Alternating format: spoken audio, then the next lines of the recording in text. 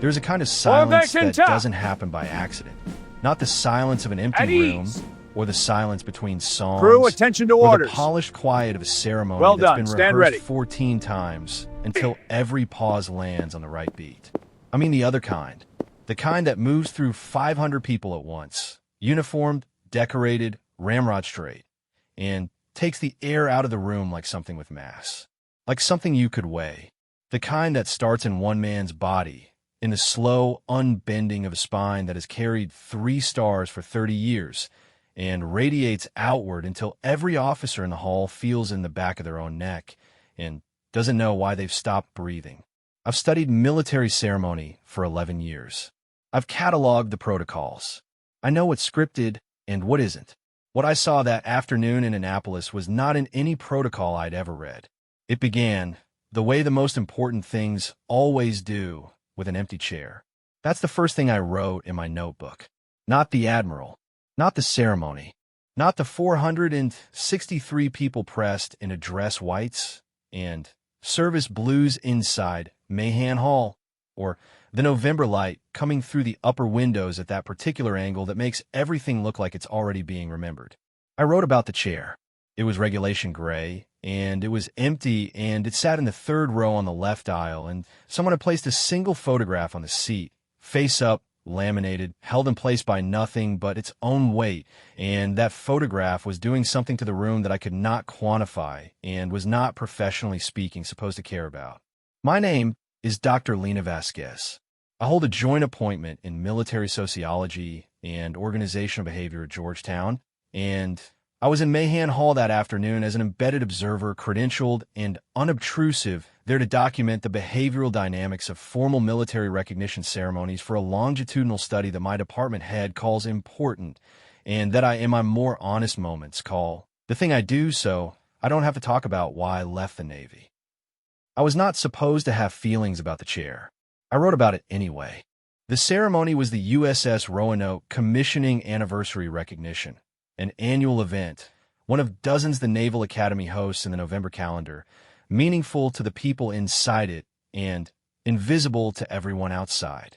The Roanoke had been a frigate decommissioned 11 years prior, and this gathering was for her surviving crew members and the families of those who hadn't survived. A reunion with medals, a ritual of accounting. I'd attended 6 of these in the past 3 years. I knew the shape of them.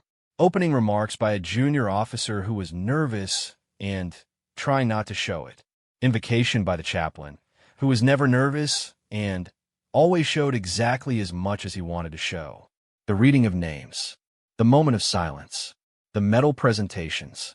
The reception afterward where men who hadn't seen each other in a decade stood in clusters near the food table and laughed too loud at things that weren't quite funny.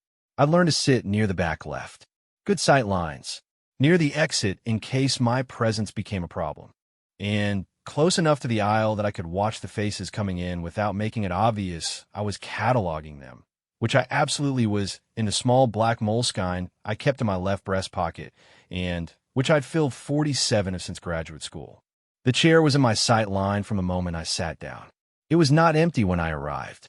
Or rather, it was empty of a person, but occupied in every other sense. The photograph, a folded navy dress cover placed beside it with the kind of precision that takes practice.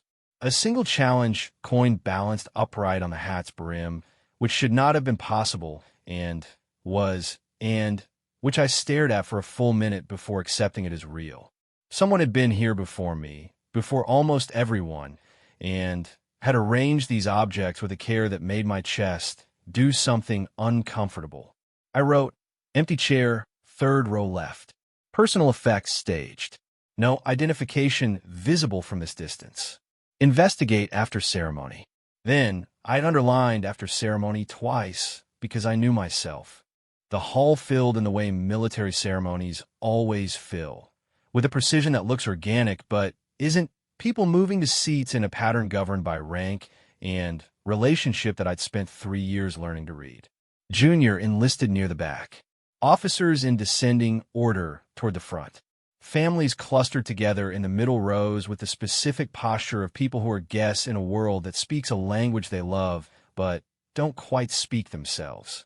I was watching the door, as I always watch the door, because the door is where you see people before they've arranged their faces for the room. That's when I saw Admiral Harlan-Cross for the first time. I didn't know who he was yet. I knew what he was: 3 stars, Vice Admiral, the cluster of aides who move around him like a small weather system. But not who. He came through the main entrance in dress whites, so pressed they looked architectural. A man in his mid-60s built like someone had decided to make a human specifically for the purpose of standing at the front of rooms. And he moved through the gathering crowd with the particular economy of motion that very powerful people develop, where they've learned that everything they do is watched, and so they make each movement count. He was not the kind of man who showed his face at the door.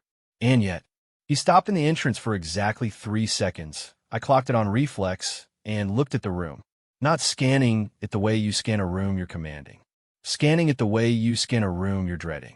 His jaw shifted. His left hand, at his side, closed briefly into a fist and then opened. Then his face settled back into the carved wood expression, and he moved to his seat in the front row, and the moment was gone. I wrote it down. I write everything down. It's the quirk that makes me good at this job and difficult at dinner parties.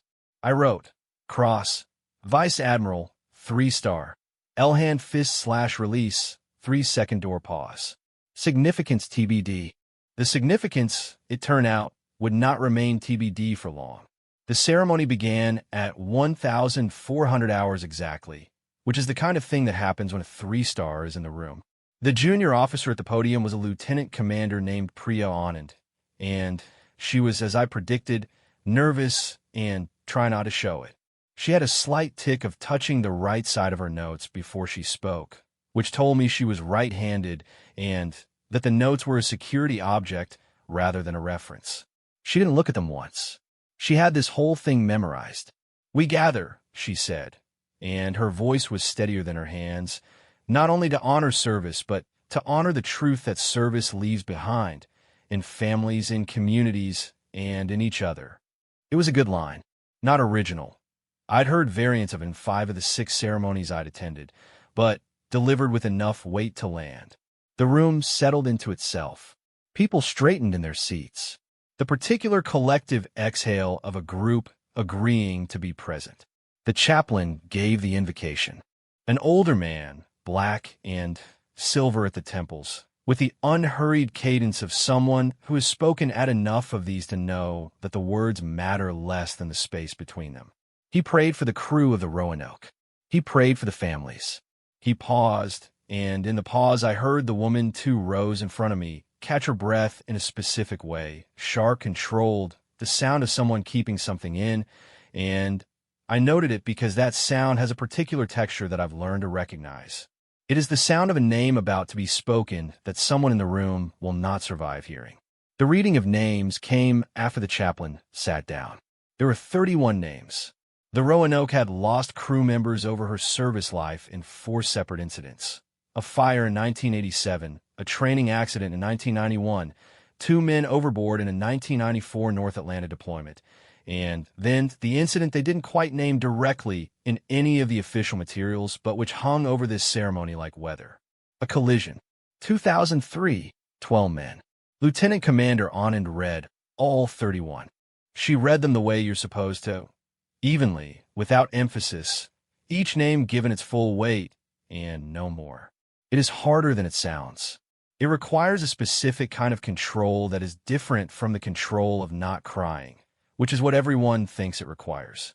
It requires the control of not making any one name feel more important than the others, which means flattening the impulse to hesitate on the names, the names that mean something, the names that are going to mean something to someone in this room in a way that will hit like a physical thing.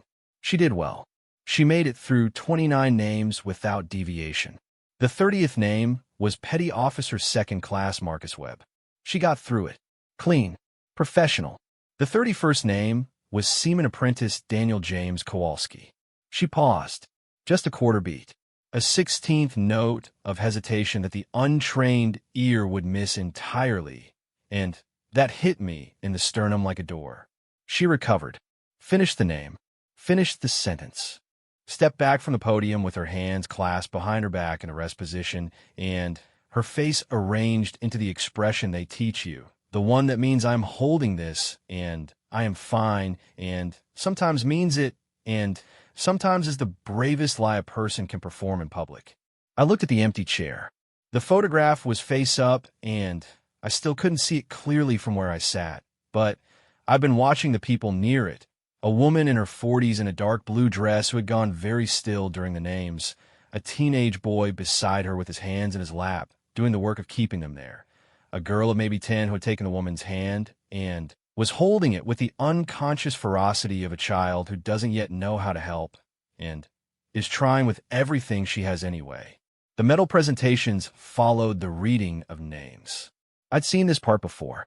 Surviving crew members called forward in small groups, received their citations, shook hands with the presenting officer, in this case Admiral Cross, who had moved from the front row to the presentation position at the side of the stage with the efficiency of someone who has done this 400 times and does not need to be told where to stand. He was good at this part. I watched him work through the first two groups and saw what he was doing with his hands. Not the formal handshake grip, but something just slightly different, the left hand coming up to clasp the forearm, a barely perceptible addition of pressure that said something the ceremony didn't have language for. He was present in a way that powerful men in formal settings usually aren't. Not performing presence. Actually there. The third group included an older man in his 70s, chief petty officer rank, who shook Cross's hand and then simply stopped moving. Just stood there holding the handshake for a moment that stretched past protocol into something else. Cross held it, didn't rush him, waited the man out. The chief petty officer finally nodded once and stepped back. I wrote, Cross knows these people, not as a group, as individuals. Note, the presentations continued. 8 groups, 36 living crew members, each called forward, each named, each given the particular accounting of their service that is the function of these ceremonies, the making official of what happened, the statement that it was witnessed, that it counted, that the institution remembers even when the institution is in many ways the thing that used the memory up. Then, Lieutenant Commander Anand stepped back to the podium. The final recognition, she said, and I heard the micro catch in her voice, smaller than the one during the name reading, controlled in a different register, the catch of someone who knew this was coming and had braced for it, and was bracing now, is for a crew member who cannot be present today. The room changed. I don't have a better word for it. The air didn't shift. The temperature didn't change. But something in the quality of attention in the room altered the way a current changes direction without making a sound, and for 163 people became very still in the particular way that people become still when they're paying a different kind of attention than they were paying before. Seaman Apprentice Daniel James Kowalski, she said, served aboard the USS Roanoke from August 2002 until March 14, 2003. He was 19 years old. 19. I wrote the number in my notebook and then didn't write anything else for a while. His posthumous citation for valor has been accepted by his family, represented here today by his mother, Margaret Kowalski, his son, Tyler Kowalski, age 15, and his daughter, Emma Kowalski, age 9. The woman in the dark blue dress stood. And this is the part of the story where I am supposed to describe what happened next in the language of professional observation, which is the language I've spent 11 years learning to use when I'm in rooms like this. The language that creates a useful distance between what I'm seeing and what I'm feeling, the language that protects the work. I'm going to try. Margaret Kowalski stood, and she was not what I'd been projecting onto her from 30 feet away. Closer, she was younger than I'd read her, early 40s maybe, and she held herself with a specific kind of tiredness that is different from exhaustion. Exhaustion is temporary. This was structural. This was the posture of someone who had been carrying something for 22 years and had gotten very good at it and was not going to stop getting good at it in public in front of 463 people and one 3-star admiral. Her son, Tyler, Satut Besideher. 15 years old, his father's name, and a jaw set in the particular angle of a boy who has decided that this is the thing he can do. Hold his jaw like that, stand straight, not flinch, and is doing it with everything he has. Emma was holding her mother's hand. Lieutenant Commander Anand called them forward. This is where I should explain that I am not, under ordinary circumstances, an emotional observer. I'm a trained sociologist. I have attended refugee processing centers and battlefield hospitals and the funerals of heads of state, all in a professional capacity, and while I'm not unfeeling, my ex-husband would tell you I'm very much not unfeeling loudly if you asked him. I have developed the working distance that is necessary to do this job well.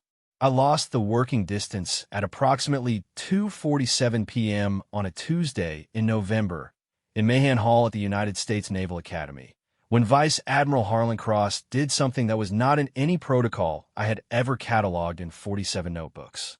Margaret Kowalski was halfway down the aisle toward the stage when it happened. Cross was at his presentation position to the side of the stage, citation in hand, in the formal at-ease posture of a man awaiting the family's approach. Standard. Expected. Then he moved, not to the podium, not to his seat, not to any position I could map to any role in the ceremony I was watching. He stepped away from the stage, into the aisle, and he stood at attention. Full attention, heels together, back straight, eyes forward. The precise, locked posture that military personnel reserve for the flag, for the national anthem, for the dead. For the woman walking down the aisle carrying 22 years of a dead boy's absence in the set of her shoulders. He stood at attention, and he faced her, and he waited. The room. This is the part one cannot adequately describe. So I will only say that the room did what rooms do when something happens inside them that no one planned and everyone recognizes. It went quiet in a different way than it had been quiet before. Not the quiet of ceremony, the quiet of witness. Margaret Kowalski stopped walking. She looked across. He was still at attention, still waiting. And something moved across her face. I was close enough now to see it, and I watched it move the way you watch weather cross a landscape. This thing that started as confusion and became recognition and then became something I don't have a clinical term for, something that arrives in a person's face when they have been carrying a thing alone for so long that they had stopped believing anyone else could see the weight of it, and then someone sees it. She walked the rest of the way to him. He broke attention to take her hand in both of his, that grip, the forearm clasp, the left hand, and he bent his head toward her and said something I couldn't hear. Whatever it was took 4 seconds. She nodded. Her eyes closed briefly and opened. Then Admiral Harlan Cross, Vice Admiral, United States Navy, 3 stars, 30 years of service, walked her to the stage. Not behind her, beside her. He handed the citation to Lieutenant Commander Anand with a look that meant, "I've got this." And he stood beside Margaret Kowalski while she received it. And while Tyler shook the hand he was offered with the jaw still set, still holding, and while Emma pressed herself against her mother's side and looked up at the Admiral with the direct, unguarded assessment of a 9-year-old who has not yet learned to look away from things that are confusing. Cross looked down at her, and he winked. I wrote it down, and then I stared at what I'd written, and then I turned the page and wrote it again on the next page because I needed it in the record twice. The reception was in the East Corridor, the kind that happens after every one of these ceremonies, and I had a glass of water I wasn't drinking, and my notebook open to a page I wasn't writing on, and I was watching Admiral Cross across the room. He was talking to Tyler Kowalski. Just the two of them. Cross had shed the aid-weather system somehow, and was standing against the far wall with a 17. No, 15-year-old boy who had his father's eyes and his mother's jaw and was looking at this Admiral with an expression I'd seen before on very young people in very hard situations. The expression that means I'm trying to figure out if this person is real or if they're doing a thing that looks like caring. Cross was talking. Tyler was listening. Then Tyler said something. I couldn't hear it, couldn't lip read it from this angle. And Cross's expression shifted in a way that rearranged the architecture of his face. He put a hand on Tyler's shoulder. Tyler's jaw finally unclenched. I had to look away, not for professional reasons. When I looked back, Emma was there too, tugging Cross's sleeve, and Cross was bending down her level with the specific practiced ease of a man who has grandchildren and knows that when a 9-year-old tug your sleeve, you have approximately 2 seconds to get your face at her level or the information is lost. She told him something. He listened. He said something back that made her smile. Sudden real, the unstaged smile of a child who forgot for a second to be somber. And then Margaret Kowalski was there, and cross-straightened, and the four of them stood together for a moment that I did not write down. Some things I don't write down. It's not a policy. It's just the thing I do when I know that writing it will not get it right, when the notation will be smaller than the thing it's trying to hold, when the Moleskine and the 11 years of training are simply not the right instrument. I closed the notebook. I found Margaret Kowalski 20 minutes later, near the window, alone for a moment, holding her son's challenge coin. She'd taken it from the chair at some point, the one that had been balanced on the hat brim with the physics-defying precision, and turning it over in her fingers. I introduced myself, told her what I was studying, asked if she'd be willing to talk. She looked at me for a moment with the tiredness that was structural, the 22-year carrying posture, and then she said, "What do you want to know?" "I want to know what he said to you," I said. "When he walked you up." She turned the coin over. "He said he knew Danny." I waited. "He said he was Danny's division officer. Back in 2002, for the first 6 months. Said he'd been at sea when it happened and couldn't get back in time. Said there hadn't been a year since that he didn't think about the fact that he wasn't there."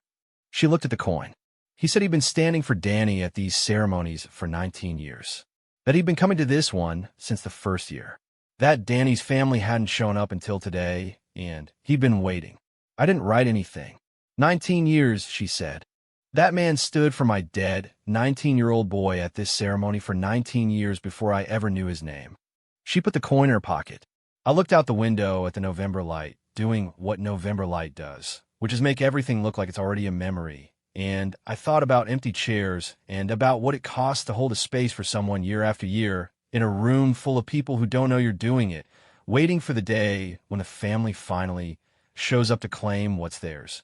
I thought about the word witness, what it means in legal contexts, and what it means in the chaplain's invocation, and what it means when a 3-star admiral steps out of protocol and into an aisle and stands at attention for a woman he has never met who is carrying a weight he has been watching from a distance for nearly 2 decades. I thought about Tyler's jaw finally, unclenching. I did not write any of this down. Some things you just carry. Not in any archive. Not in any official record. In a box that Margaret Kowalski mailed to my office at Georgetown with a post-it note attached that read, in the slightly careful handwriting of someone who doesn't type much, "You said you were studying this. Maybe this is worth studying. No return address," which I found equal parts strange and entirely in keeping with the woman I'd spoken to for 14 minutes near a window in November. The box contained 3 things: a bundle of service photographs held with a rubber band, a folded Annapolis program from the previous year's ceremony. So Cross had been there the year before too, and the year before that presumably, and the year before that, and a letter on United States Navy stationery that was dated November 14th, 2003, 8 months after the collision, addressed to Margaret Kowalski at a Scranton, Pennsylvania address. "Dear Mrs. Kowalski, my name is Lieutenant Commander Harlan Cross. I served as division officer aboard the USS Roanoke from June 2001 through November 2002, during which time your son Daniel was assigned to my division. I want to tell you about him. I read the letter 3 times in my office with the door closed and the overhead light off, sitting in the light from my desk lamp, and at no point during those 3 readings did I behave in a manner consistent with professional composure. And I am including that fact in this account because I think it belongs here, and because I'm trying, in this second part of the story, to be honest in a way that the first part, with its careful notation and its clinical distance, did not fully allow. The letter was 4 pages, handwritten on the letterhead, but handwritten, not typed, not dictated, not composed in the formal register of official condolence correspondence. It was written in the handwriting of a person who had been trying for 8 months to find the right words, and had eventually concluded that there were no right words, and had written anyway. He wrote about Danny's laugh first. He had a laugh that started quiet, like he wasn't sure he was allowed to have it, and then it would just get away from him. I used to watch it happen. The moment he decided the laugh was going to win. He wrote about the way Danny had taken to the work. Not easily, he said, not naturally, not with the innate aptitude that officers sometimes use to flatten the actual texture of what learning is, which is hard and unglamorous, and involves doing things wrong in front of people. Danny had been bad at the job initially, Cross wrote, and had decided that being bad at the job was not going to be the story, and had worked himself past bad into competent into good in the particular way that people who choose something rather than inherit it always work, with an anger that looked like focus, with a stubbornness that was a kind of love. He argued with me once, Cross wrote, about a protocol he thought was wrong. He was technically right, and I was technically correct, and we were both aware of the distinction. He didn't back down. I respected it. He wrote about the last conversation he'd had with Danny, which was 4 days before the collision, which was a conversation about nothing, a check-in, a brief exchange about a maintenance issue, the kind of professional interaction that happens 40 times a day on a ship, and that Cross wrote about now with the specific, forensic attention of a man who had replayed it enough times that he had memorized the texture of it. I have gone back to that conversation many times, he wrote. I don't know what I was looking for. I think I was looking for a sign that I should have known. I haven't found one. I think that's supposed to be reassuring, and it isn't quite. The last paragraph read, I was at sea when it happened, and I couldn't come back. I've thought about that more than I can tell you. I know that my being there wouldn't have changed what happened or what it cost you. I know that. I'm writing this because Daniel deserves someone who knew him to say his name to someone who loved him, and I'm the only person I know who can do that for you right now. I hope that means something. I hope someday you write back. She never did. I sat with that fact in my office for a while. The second thing I did, after reading the letter 3 times, was call a contact at the Naval Academy and ask 2 questions. The first question, was Vice Admiral Harlan Cross listed in the official program for the USS Roanoke Commissioning Anniversary Recognition Ceremony? Answer, no. He was not. His presence was not official. He had attended as a private individual in a personal capacity for reasons that were, she paused here, my contact in the way people pause when they know the thing they're about to say is the important thing, his own. The second question, how many years had he been coming? Pause. Every year, she said. Since the first one, 19 years. I wrote it in the notebook and stared at the number. 19. The same age Danny Kowalski had been when he died. I drove to Scranton on a Thursday in January, which is not the kind of sentence my department head would have approved of in a research budget meeting, and which is not the kind of thing I typically do because I am a professional observer and not a participant, and the line between those two things is one of the first methodological commitments of my field, and one that I have crossed exactly twice in my career, both times in situations where the crossing felt less like a professional failure and more like the only honest thing left to do.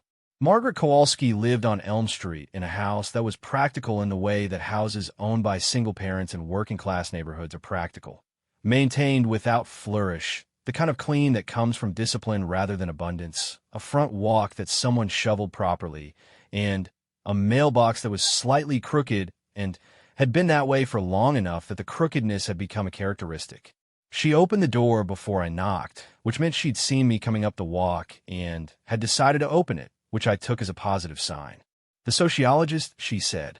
Yes. Tyler said I should talk to you. She stepped back from the door. He said, you seem like someone who was actually trying to understand something rather than write something about it. Those are different things, according to Tyler. Tyler's right, I said. She made coffee. I sat at a kitchen table that had 15 years of life on it in the form of scratches, and one corner that was slightly lower than the others, and a chair that had been repaired with mismatched, that was slightly lighter than the original, and had been there long enough that it looked intentional. Emma's school papers on the counter. Tyler's basketball shoes by the back door. Margaret put a mug in front of me, and sat down, and looked at me with the eyes of a woman who had been looked at a great deal in her life, and had developed a specific, accurate ability to tell the difference between people who were looking at her and people who were looking at the story she was attached to. You read the letter, she said. Yes. He sent it to the wrong address initially, she said. It took 6 weeks to reach me. Danny had been dead for 6 months before I knew that letter existed. She wrapped both hands around her mug. I've thought about those 6 weeks a lot. What did you think? That he wrote it anyway, knowing he might not get an answer. That he sat down and wrote 4 pages of his handwriting and mailed it to an address that might be wrong. She stopped. She took a drink of her coffee. I didn't write back, she said. I don't know how to explain that to you. I was 22 years old. I had a 4-month-old baby, and I was living in my mother's house in Scranton, and I don't have words for what I was. There aren't words in English for what I was. I didn't write back because writing back would have meant reading the letter again, and reading the letter again would have meant admitting that Danny was gone away, that I was not. I wasn't. She put the mug down. I put it in a box, she said. And then I put the box in a closet, and then we moved twice, and the box came with us both times, and I never opened it. And Tyler found it last year when he was cleaning out the hall closet because he's 15, and he cleans closets when he's anxious, which he gets from me. And he brought me the letter, and he said, "Mom, you need to read this." I waited. He was right, she said. I read it. And then I looked up the ceremony, and I found out it was in November, and I bought 3 train tickets, and I made Tyler iron his church clothes, and I told Emma we were going to Annapolis, and she asked if she'd see crabs, and I said maybe, and we went. She looked at the letter, which was on the table between us now, because she'd taken it from a box and put it there before I arrived. And then this Admiral walked out into the aisle and stood at attention, she said. For Danny. The kitchen was quiet in the way that houses are quiet in January, when the cold is a pressure against the windows and the sounds inside are cleaner and more present for it. Tyler was the one who figured it out, she said. At the reception, he went up to Cross and Tyler does this. He walks up to adults and just asks them things. He always has. And he walked up to this Admiral and said, "Did you know my dad?" And Cross said yes. And Tyler said how. And Cross told him. What did Tyler do? Margaret looked at the middle distance at something I couldn't see. He cried, she said. He hasn't cried about Danny since he was 7, and he finally understood that Danny wasn't coming back. He held it for 8 years. And then this man in 3 stars told him about his father's laugh and the argument about the protocol, and Tyler she made a small, helpless gesture with her hand. He just came apart a little, right there in the reception hall. And Cross stood there and let him. Didn't fix it, didn't try to make it smaller. Just stood there. I was not writing anything in my notebook. Emma asked Cross if he was going to come back next year. Margaret said, "To the ceremony." He said yes. She said, "Good, because I have more questions." And he laughed, and she looked very satisfied. And she shook her head. That was the moment I understood something about what he'd been doing. What had he been doing? She picked up the letter. Waiting, she said. He'd been waiting for us to show up. For 19 years, he'd been coming to that ceremony and standing for Danny in case we came. In case we ever needed, she smoothed the letter's fold. In case we ever needed someone who knew him to be there. I asked Margaret if I could speak with Tyler. She called up the stairs, and he came down in the way that 15-year-old boys come downstairs, which is at approximately 70% speed as a default, and he sat in the chair across from me, with his basketball shoes still untied, and looked at me with his father's eyes, which I knew from the photographs in the box, and waited. I asked him what it had been like, growing up without a father who had existed for 4 months before his birth, and for no months of his memory. He thought about it. Like having something missing that you couldn't measure, he said, because you don't know what it would have felt like if it was there. So you don't know how much you're missing. You just know there's a shape where something should be. I wrote that down. He watched me write it. Is that what you're trying to understand? He said. That shape. I think so. I said. I think I'm trying to understand what happens when someone decides to stand in that shape. Tyler looked at the letter on the table. He didn't fill it, Tyler said. That's what I keep thinking about. He wasn't trying to be my dad, or he didn't try to make himself into something he wasn't. He just stood there. At the ceremony, he stood there and he said, "I remember Danny Kowalski, and I'm not going to let him be just a name." He stood there every year and said that. He paused. "That's a lot," Tyler said. "That's actually a lot." I called Admiral Cross's office in late January. It took 3 weeks and for phone calls to get through to a person who could relay a message, and another week to receive a response which was brief and professional and said that the Admiral appreciated my inquiry and would be willing to speak with me at his earliest opportunity, which turned out to be a Wednesday afternoon in February in his office at the Pentagon. I expected the carved wood expression, the controlled register of a man who gives approved answers to approved questions. The version of himself he'd been wearing when he came through the door at Mahan Hall. I got something different. He was in his office in service dress, and he stood when I came in and shook my hand and indicated the chair across from his desk and sat back down and looked at me with the same quality of attention I'd watched him give Margaret and Tyler and Emma in that reception hall, the attention that wasn't performed, that was simply directed. Present. You were at the ceremony, he said. It wasn't a question. He'd been briefed. I'd expected that. Yes, sir. Sociologist. Yes. Good, he said, which was not what I'd expected. Someone should be paying attention to this stuff. I opened my notebook, and then I put it on the side of his desk without opening it because I had decided on the drive over that this was one of those conversations. He noticed, a small acknowledgement in his eyes. I want to understand why you started going, I said. 19 years. Before the family came. He leaned back in his chair, and for a moment the carved wood expression held, and then it did what it had done briefly in the doorway at Mahan Hall. Shifted, softened, showed the terrain underneath. Because no one was going to hold that space if I didn't, he said. And he was 20 years old in my division. He paused. He was the first sailor I lost. The office was quiet. The first one is different, he said. Not because it's worse, necessarily, than the ones that come after, but because it's the one that teaches you what it costs. What the job actually costs, not the theoretical cost, not the cost in the oath language, but the weight of it. Danny was 20 years old, and it was my job to bring him home, and I didn't. You were at sea, I said. Yes, I was at sea on a different ship doing my job. His jaw shifted. That fact doesn't change the accounting. I thought about the letter. I know that my being there wouldn't have changed what happened. I know that. I think that's supposed to be reassuring, and it isn't quite. So you went to the ceremony, I said. First year. I sat in the back. I watched them read his name. He looked at his hands on the desk, and the family wasn't there. And I thought, someone should be here. Someone who knows him, not as a name on a list, but as the kid with the laugh that got away from him, the kid who argued with me about the protocol because he was technically right, the kid who was bad at the work, and then decided that wasn't the story. He stopped. Someone should be here for that. So you came back. Every year.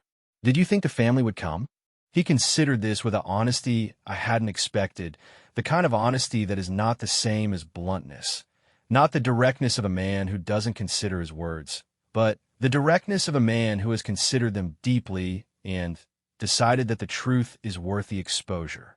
I hoped, he said, but I also know. I stopped expecting it after the first few years.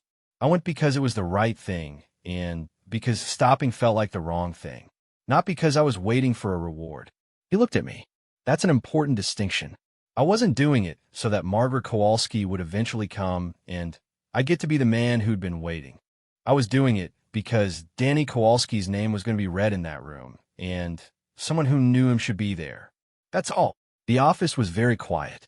When they walked in, I said, when you saw them come through the door, what did you feel? He was silent for a moment that was long enough to tell me he was being honest rather than diplomatic. Relief, he said, like something that had been held at a particular tension finally, not released, more like it found what it was trying to hold.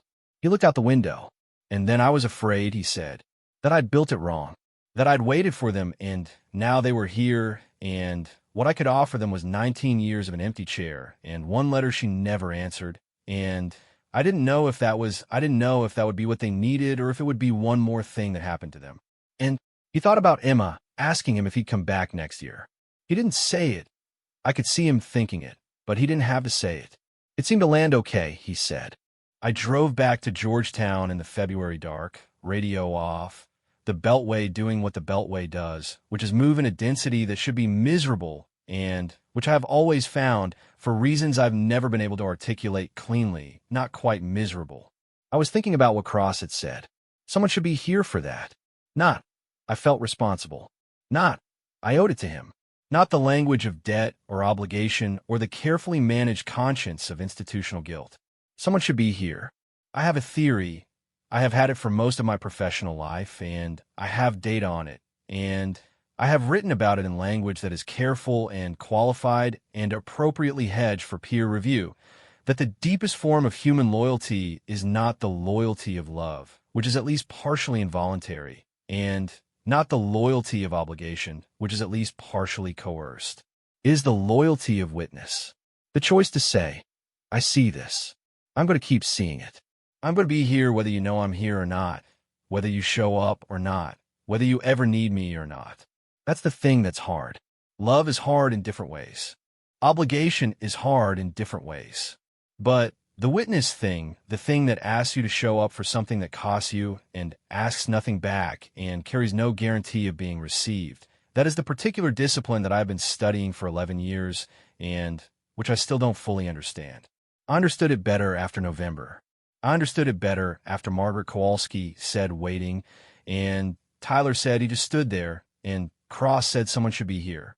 I sent Margaret the draft of this account in March. She wrote back, which was the first thing she'd written to any person associated with Danny's service in 22 years. It was a short email, practical in its grammar, the email of a woman who is not a writer and doesn't pretend to be. It said, "You got it right." Tyler read it, and he said the part about the shape is in there. Emma wants to know if you're coming to the ceremony this year. Then, after a space, Admiral Cross is coming. He said he'll be there. Then, after another space, so will we. I read the email in my office with the overhead light on this time, door open, the hallway noise of a university going about its business coming in at normal volume, and I sat with it for a while before I responded. I thought about the chair, the photograph face up, the challenge coin balanced on the hat brim with the physics-defying precision. I thought about Tyler's jaw finally, unclenching. I thought about Emma's unstitchable smile, sudden and real, and the 9-year-old's unerring assessment of a man she'd just met. Good, because I have more questions. I wrote back, yes, I'll be there. Then I opened the 48th Moleskine to the first page, which was blank, and wrote the day at the top, and left the rest of the page for November.